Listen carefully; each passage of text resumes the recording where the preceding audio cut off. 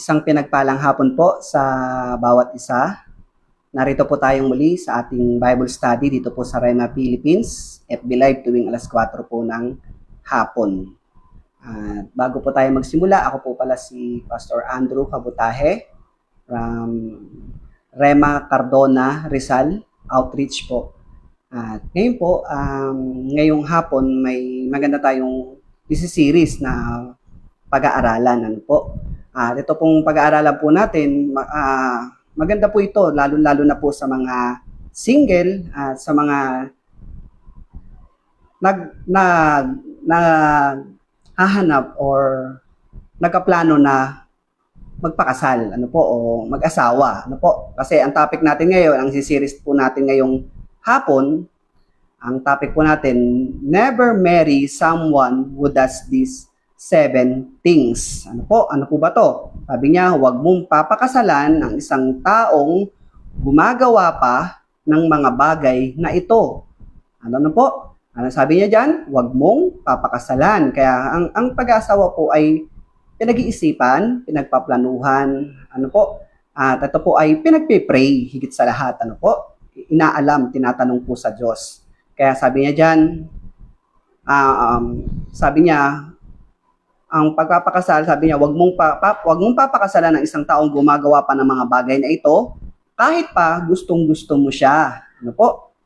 Ayan, sabi niya, wag tayong bumasi sa standard natin, kundi sa kalooban ng Diyos para sa atin. Ano po? Yun, ang magandang maging standard natin or maging batayan natin, syempre yung gusto ng Diyos para sa atin, yung kalooban ng Diyos. Ano po? At wag tayong papasok doon sa tinatawag na yung gusto mo, yung permissive, yung pinayagan kayo ng Diyos, yung permissive will na pinatawag. Ano po?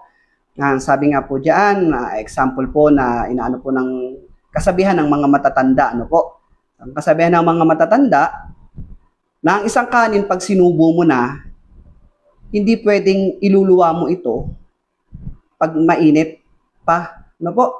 Na pagkatapos ng isubo at naramdaman mo mainit, iluluwa. Ano po? Na ang pag pumasok ka sa isang marriage, ito po ay wala nang atrasan. Ano po? Kaya sabi niya dito, God's warning. Ano po ba yung warning or paalala ng Diyos dito? Sabi niya, not everyone who wants to marry you has been sent by God. Sabi niya, hindi lahat ng gustong mong pakasalan ay galing sa Diyos. Ano po? Ayan, hindi lahat ng gusto mong pakasalan ay galing sa Diyos.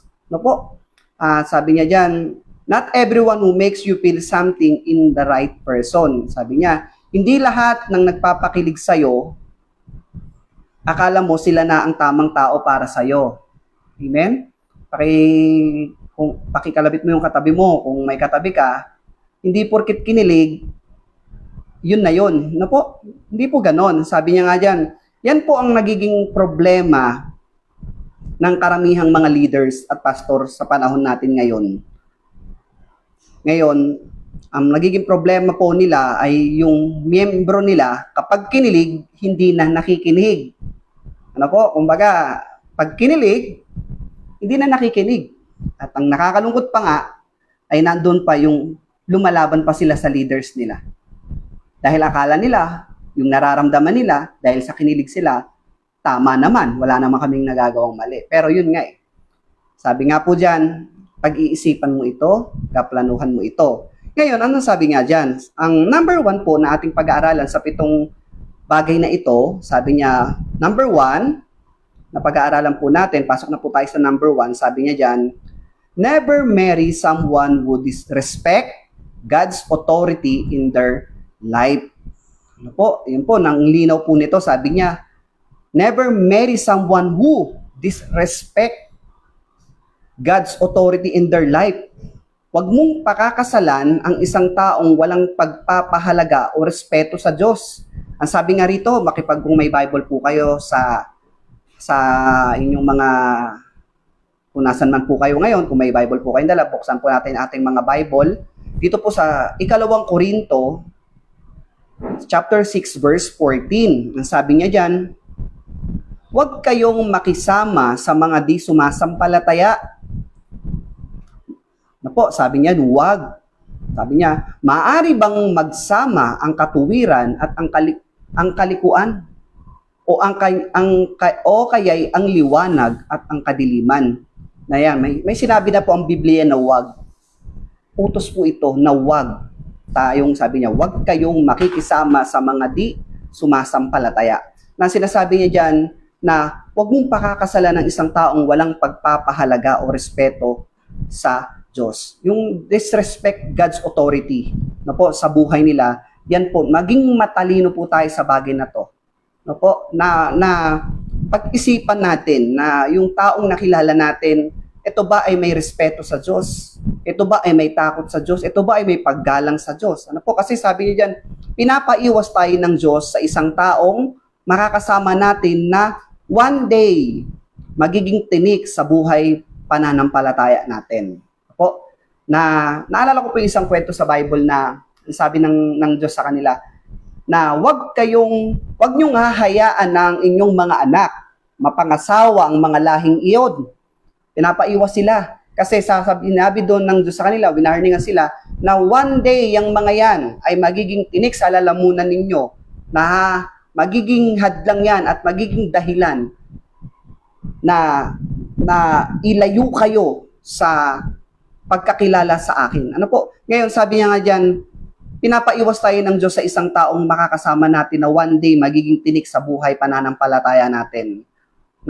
Nadarating yung time na hahadlangan ka sa pagsisimba mo, hadlangan ka sa pananampalataya mo, magiging kalaban mo sa pananampalataya mo, one day magiging pabigat o pasanin mo sa pananampalataya mo.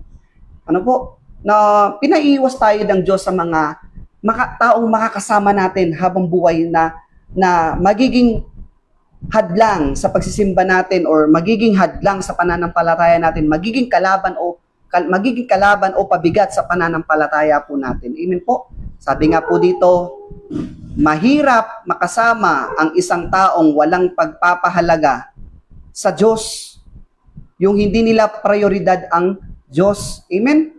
Mahirap makasama yon kasi ang hirap naman na ikaw, mahalaga sa iyo ang Diyos, tapos yung makakasama mo sa buhay, walang halaga sa Diyos. Ano po? Kaya nga sabi niya, huwag kayong makisama sa mga di sumasampalataya. Sabi niya, mahirap makasama ang isang taong magkaiba kayo ng pananaw at paniniwala. Amen?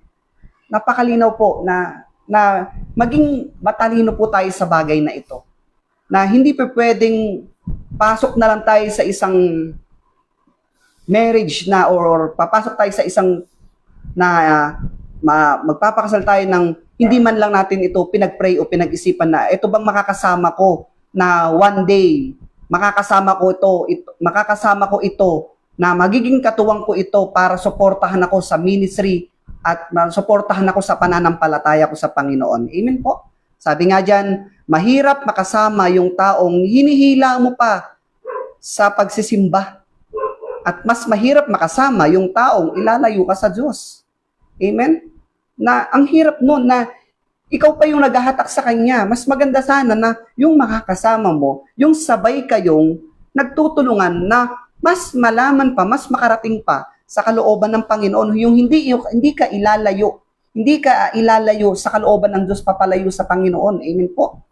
Kaya nga, meron ako pong isang narinig na isang kwento ng isang pastor na meron siyang miyembro na isang sister, sabi niya may isang sister na nag-open sa kanya na may nanliligaw sa kanya.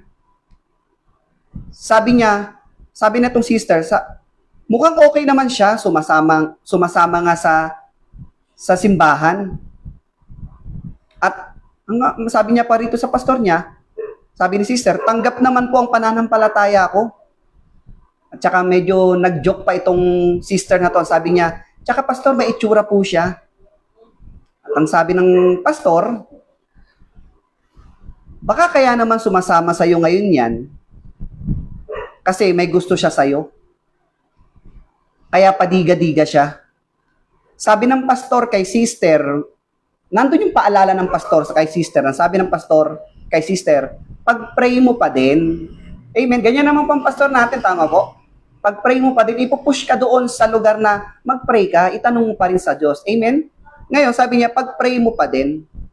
At ang sabi ng pastor, tanungin mo pa din ang Diyos kung siya ba ang kalooban ng Diyos para sa iyo. Ngayon, eto na po, umalis na si sister at dumating yung ilang panahon, bumalik ito si sister kay pastor. Ngayon, ang problema, pagbalik ni sister, malungkot siya na pumunta doon kay pastor.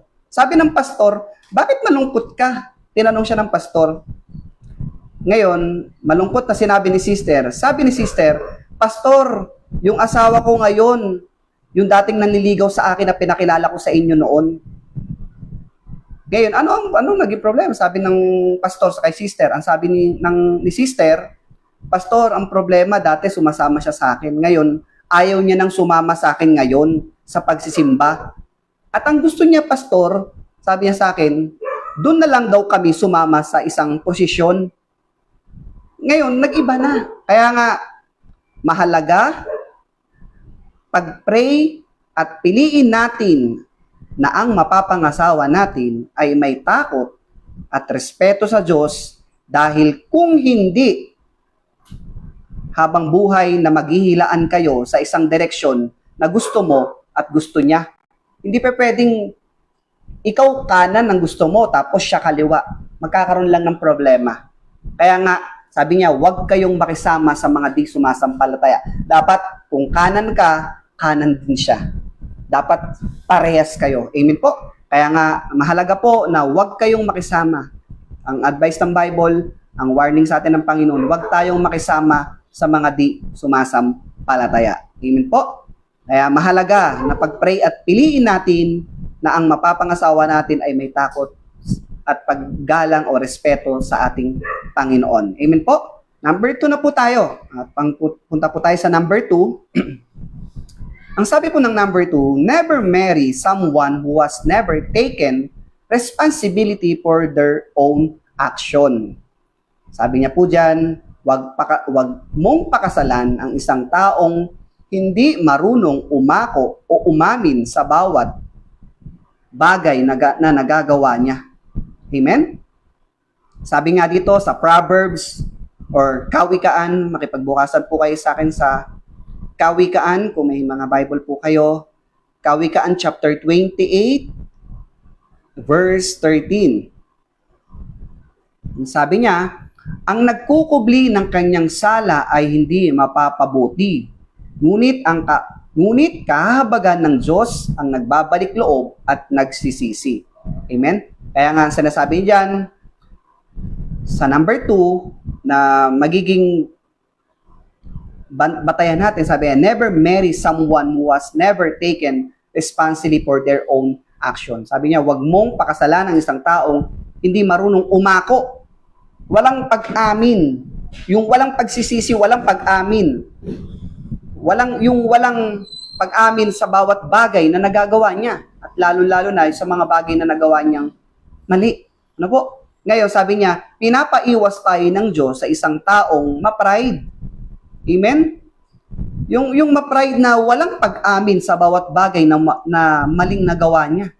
Ano po? Kasi ang ma-pride po kasing tao na sa bawat nagagawa niyang mali, yung wala man lang siyang inamin kahit isa.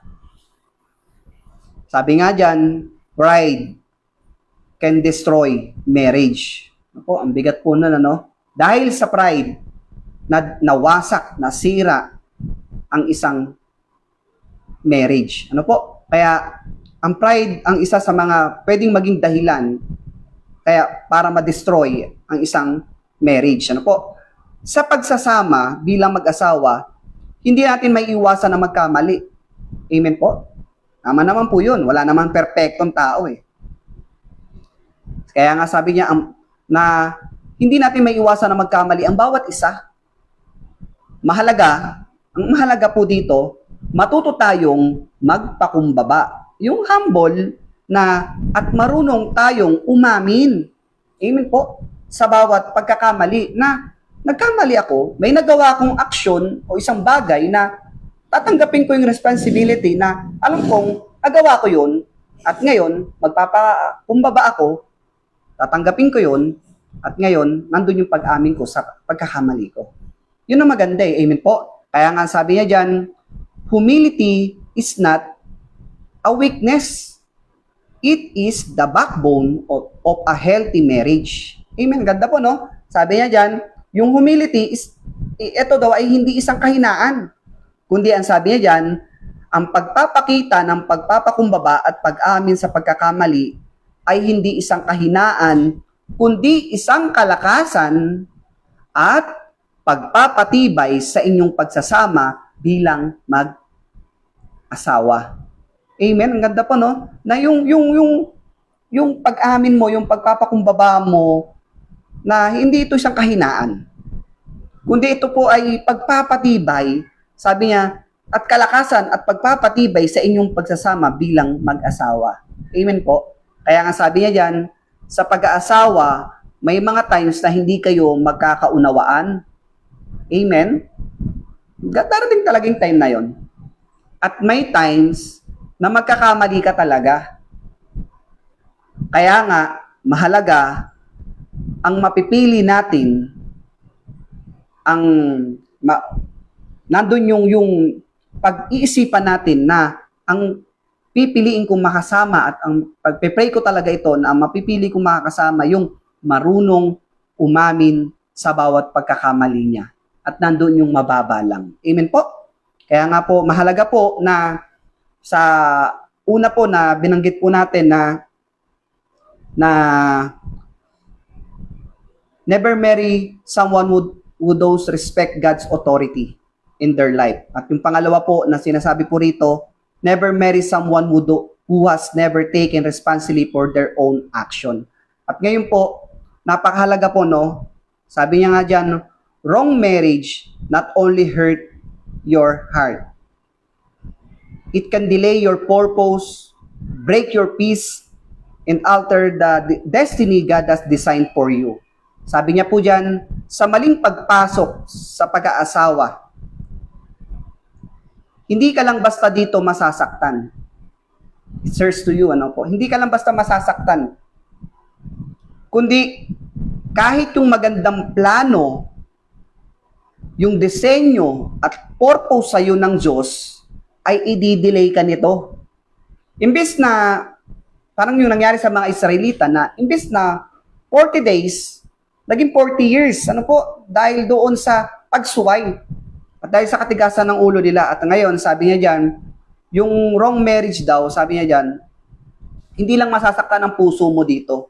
Kundi, kahit yung magandang plano o disenyo at purpose sa'yo ng Diyos ay i-delay ka nito. Yung, imbis na, nandun ka na, dahil na nagkamali ka doon sa napili mo na makakasama, nag-delay yung purpose at plano o disenyo sa iyo ng Diyos. At ito po ang mahirap. Mababago nito ang tunay na disenyo sa iyo ng Diyos. Amen? At pag nawala ka na, itong masakit pa po, pag nawala ka na sa purpose o disenyo ng Diyos para sa iyo, mawawala na ang kapayapaan mo. Amen po? Kaya nga minsan, di ba, yung kapayapaan napakahalaga lalo-lalo na sa pagsasama. Ngayon, kaya yung dapat maging matalino tayo sa bagay na to. Na bilang mga Kristiyano o believers, hindi tayo tinawag na magpakasal dahil lang. Nalulungkot na po kasi ako kailangan ko na magpakasal. Hindi po ganun. Bilang mga Kristiyano o believers, hindi tayo tinawag na magpakasal dahil lang natatakot na po ako kasi dahil tumatanda na po ako, napag-iiwanan na po ako ng panahon. Tapos yung iba, may asawa na ako, wala pa. Hindi po tayo tinawag ng Diyos sa ganung bagay. Ang pag-aasawa ay ipinapanalangin. Kasi ang sabi nga, madalas nating naririnig, masarap, mahalin ang bunga ng dalangin. Amen? Tinawag tayo ng Diyos na matutong magtanong at alamin yung kalooban niya para sa atin. Proverbs 18:22, last verse po na basahin ko sa inyo. Sabi niya po rito,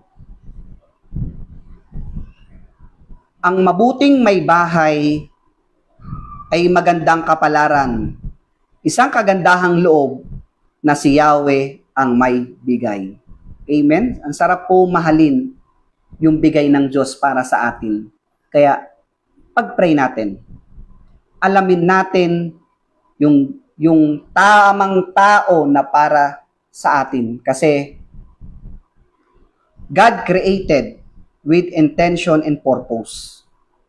Dinisenyo ng Diyos ang pag-aasawa dahil may maganda siyang layunin sa ating pagsasama.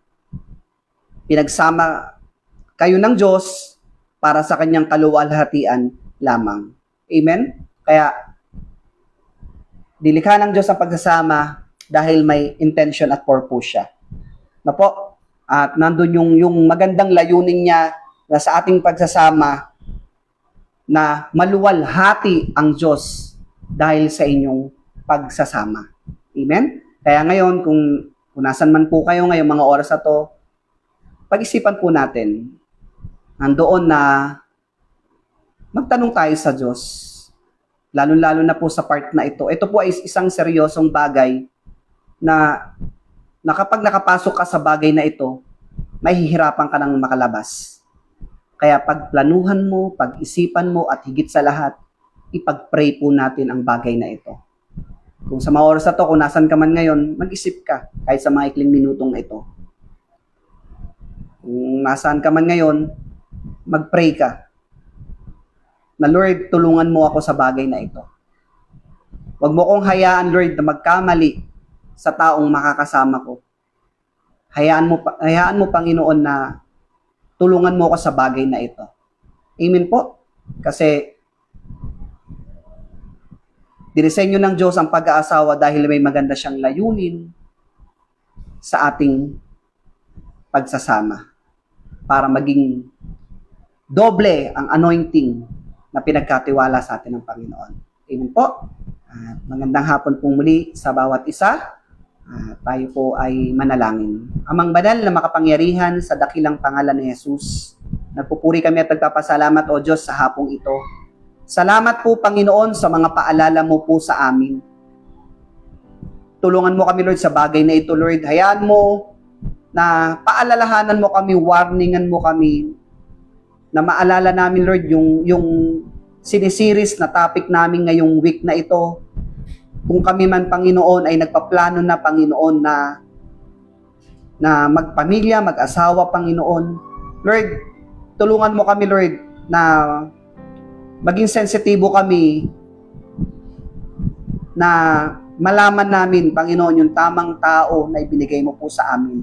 Natutulungan kami na makarating sa perpektong kalooban mo, na hindi kami hahadlangan sa aming pananampalataya at hindi kami ilalayo sa iyo.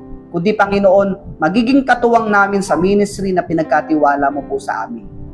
Salamat, O Diyos, sa hapong ito. Pagpalain mo yung mga salita, Panginoon. Pagpalain mo, Panginoon, ang bawat nakikinig. At ayan mo, Panginoon, sa bawat isa po sa amin, sa mga oras na ito, magkaroon kami ng isang puso na mapagkumbaba na handang sumunod sa kalooban mo. Salamat, O Diyos, sa iyong lahat ng kapurihan, pagdakila at pagsamba sa dakilang pangalan ni Jesus. Amen and amen. Ayan, magandang hapon pong muli sa bawat isa. God bless po.